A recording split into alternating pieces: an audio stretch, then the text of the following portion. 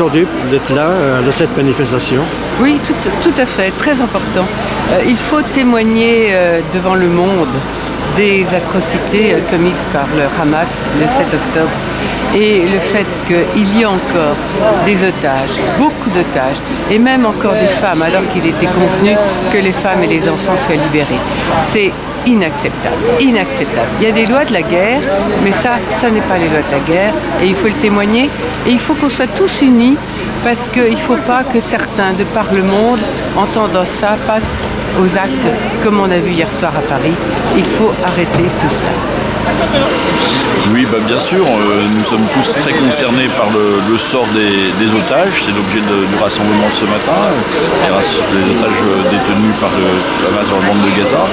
Concernés aussi, bien sûr, par tout ce conflit, tous les morts que ça peut provoquer. Mais aujourd'hui, l'important, c'est que ces otages puissent retrouver leur famille et leur liberté.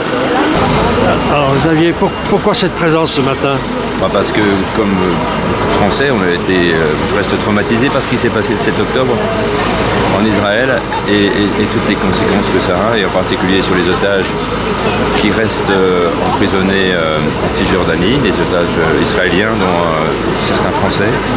C'est une situation absolument dramatique et inhumaine, et c'est le soutien minimum au peuple israélien et à toutes les familles qui souffrent de cette situation, et je pense que beaucoup de Français souffrent, et donc c'est un témoignage de solidarité par rapport à ces otages et au peuple israélien. Hamas et réclamer leur libération. Malgré les retours d'otages cette semaine, il y a 136 qui sont encore retenus par l'organisation terroriste dans des conditions difficiles, selon ceux qui sont revenus, mais en fait on n'a pas de nouvelles d'eux en réalité, ni de leur état de santé depuis le 7 octobre.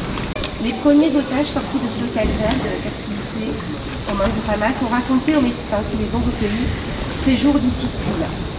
Alors c'est des bribes de ce qu'on entend, et c'est pour que chacun d'entre nous gardions à l'esprit ce que ça signifie d'être captif à Gaza.